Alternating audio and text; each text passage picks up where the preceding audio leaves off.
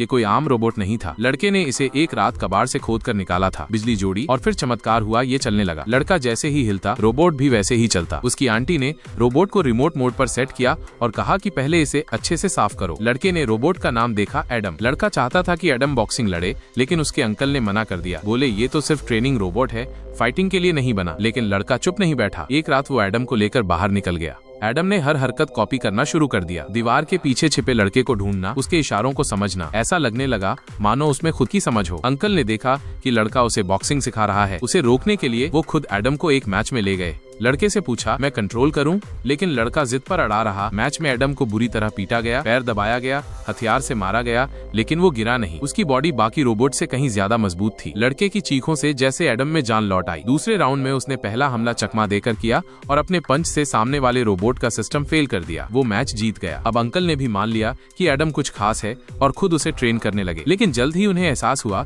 कि एडम का mirror mode बेहद एडवांस है। उनके हर मूवमेंट को वो परफेक्टली कॉपी करता है। इसके बाद शुरू हुई उनकी जीतों की सीरीज। एक के बाद एक मैच जीतते गए। लड़के ने एडम को वॉइस कमांड सिस्टम भी दिया और स्टेज पर डांस सिखाया। एडम की अनोखी स्टाइल, खासकर उसका डांस, लोगों को बेहद पसंद आने लगा। धीरे धीरे वो स्टार बन गया, हार का नामो निशान नहीं। फिर उन्हें मिला वर्ल्ड चैंपियनशिप का इन्विटेशन। मैच से पहले एक अमीर आदमी आया, बोला $2 लाख में एडम बेच दो। लेकिन लड़के ने साफ मना कर दिया, एडम मेरा पार्टनर है, प्राइस टैग नहीं लग सकता। पहले मुकाबले में सामने था रेड आर्मर वाला डबल हेडेड टाइटेन। उसके पास 2 दिमाग थे और रियल टाइम स्ट्रेटेजी चेंज करने की ताकत। एडम शुरू में संभल नहीं पाया, बार बार गिरता रहा। लेकिन अंकल ने जल्दी उसका वीक पॉइंट पकड़ लिया। उसका दायां कंधा कमजोर था। उन्होंने उसी पर अटैक कराया। एडम ने एक के बाद एक पंच मारे और डबल हेडेड टाइटेन को धराशायी कर दिया। रेफरी ने जब एडम को विनर घोषित किया, लड़का स्टेज पर माइक लेकर बोला, इस अमीर आदमी ने हमें मैच फिक्स करने के लिए कहा था, लेकिन हम कभी नहीं बिकेंगे। उसने ज्यूस को खुली चुनौती दी। कबाड़ से निकला मेरा एडम तेरे हाईटेक ज्यूस से लड़ेगा। फाइनल मैच शुरू हुआ। ज्यूस ने फिर वही किया,